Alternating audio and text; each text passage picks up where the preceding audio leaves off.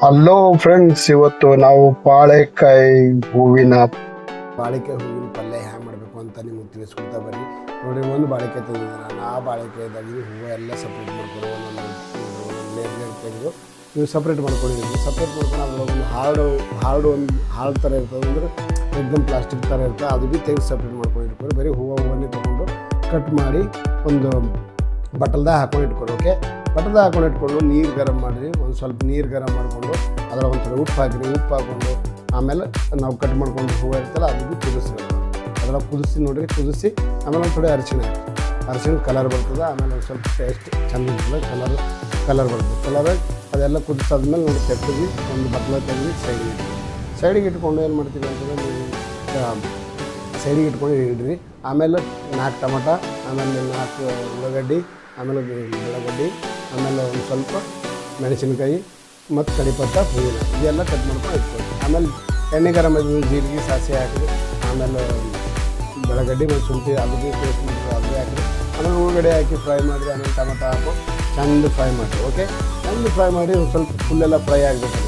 Fry ಆಯಿತು ಅಂದರೆ ನೀವು ಏನು ಮಾಡ್ತೀರಿ ನೋಡಿ, ಒಂದು ಟೇಸ್ಟ್ ನೋಡಿ ಒಂದು ಸ್ವಲ್ಪ ಉಪ್ಪು ಹಾಕ್ಕೊಳ್ರಿ. ಆಮೇಲೆ ಒಂದು ಅರಿಶಿಣ ಹಾಕಿರಿ. ಆಮೇಲೆ ಮತ್ತೆ ಮಿಕ್ಸ್ ಮಾಡಿ ಚೆಂದ. ಆಮೇಲೆ ಏನು ಮಾಡ್ತೀರಿ, ಅದು ನಾವು ಕಟ್ ಮಾಡ್ಕೊಂಡು ಹೂವು ಇರ್ತದಲ್ಲ ಅದು ಹಾಕಿ ಮಿಕ್ಸ್ ಮಾಡ್ಕೊಂಡು ಒಂದು 2-3 ನಿಮಿಷ ಮುಚ್ಚಿಡ್ರಿ. ಮುಚ್ಚಿಟ್ಟಿದ್ಮೇಲೆ ಆಮೇಲೆ ಏನು ಮಾಡ್ತೀರಿ ಅಂದ್ರೆ ಸ್ವಲ್ಪ ಧನಿಯಾ ಪೌಡ್ರು, ಆಮೇಲೆ ಗರಂ ಮಸಾಲ, ಆಮೇಲೆ ಒಂದು ಸ್ವಲ್ಪ ಚಿಕನ್ ಪೌಡ್ರ್ ಹಾಕಿದ್ರೆ ಹಾಕಿರಿ. ಆಮೇಲೆ ಖಾರ ನಿಮಗೆ ಎಷ್ಟು ಬೇಕು ಅಷ್ಟು ಹಾಕೋರಿ. ನೋಡಿರಿ, ಖಾರ ಒಂದು ಸ್ವಲ್ಪ ಹಾಕಿದ್ದಾರೆ. ನಿಮ್ಗೆ ಎಷ್ಟು ಬೇಕು ಅಷ್ಟು ಹಾಕೋರಿ. ಮಕ್ಕಳ ಮನೆಯಲ್ಲಿ ತಿಂದರು ಅದಕ್ಕಿಂತ ಥೋಡಿನೇ ಖಾರ ಹಾಕಿದೆ. ಖಾರ ಪೌಡ್ರ್ ಒಂದು ಸ್ವಲ್ಪ ಹಾಕಿ ಮಿಕ್ಸ್ ಮಾಡಿ ಒಂದು 5-6 ನಿಮಿಷ ಮುಚ್ಚಿಡ್ಬೋದು. ಇದೆಲ್ಲ ಮಸಾಲೆ ಎಲ್ಲ ಹಾಕಿ ಏನೇನು ಮಸಾಲೆ ಇರ್ತದೆ ಅದೆಲ್ಲ ಹಾಕಿ ನೀವು ಮುಚ್ಚಿ ಒಂದು 5-6 ನಿಮಿಷ ಮುಚ್ಚಿಡ್ರಿ. ಆಮೇಲೆ ಇದು ವೆಜ್ ಕೈಮಾ ಟೈಪ್ ಟೇಸ್ಟ್ ಬರ್ತದೆ, ಸೂಪರಾಗಿರ್ತದೆ. ನೋಡಿ, ಒಂದು ಸಲ ಟ್ರೈ ಮಾಡಿ.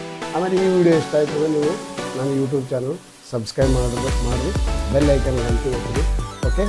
ಆಮೇಲೆ ಸ್ವಲ್ಪ ಧನಿಯಾ ಪತ್ತ ಪೌಡ್ರ್ ಇದು ಹಾಕ್ಕೊಂಡು ಮೇಲೆ ಮಿಕ್ಸ್ ಮಾಡಿ ಮುಚ್ಚಿಬಿಡ್ರಿ. ನೋಡಿರಿ, ಏಕ್ದಮ್ ರೆಡಿ, ಸೂಪರ್ ಆಗಿರ್ತದೆ.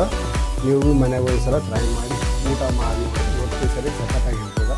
ಸೇಮ್ ನಾನ್ ವೆಜ್ ಯಾರ್ಯಾರು ನಾನ್ ವೆಜ್ ತಿನ್ನಲ್ಲ ನೋಡಿರಿ, ಆ ನಾನ್ ವೆಜ್ ತಿನ್ನಬಲ್ಲರಿಗೆ ಇದು ಸಖತ್ತಾಗಿರ್ತದೆ. Same non veg type taste. Chapati ಜೊತೆಗೆ ತಿನ್ಬೋದು, ರೊಟ್ಟಿ ಜೊತೆಗೆ ತಿನ್ಬೋದು, ಮಸ್ತಾಗಿರ್ತದೆ. ಓಕೆ, ಬಾಯ್. ಮತ್ತು ನೆಕ್ಸ್ಟ್ ವೀಡಿಯೋದಾಗ ಸಿಗ್ತಾ. ಇದೇ ಥರ ಕನ್ನಡ ನಮ್ಮ ಬೀದರ್ ಗುಲ್ಬರ್ಗ ಸೈಡ್ ಕನ್ನಡ ಮಾತಾಡ್ಕೊಂಡೆ ಯೂಟ್ಯೂಬ್ ಸ್ಟಾರ್ಟ್ ಮಾಡ್ತಾರೆ. ಓಕೆ ಬಾಯ್, ನೀವು ಸಪೋರ್ಟ್ ಮಾಡಿ.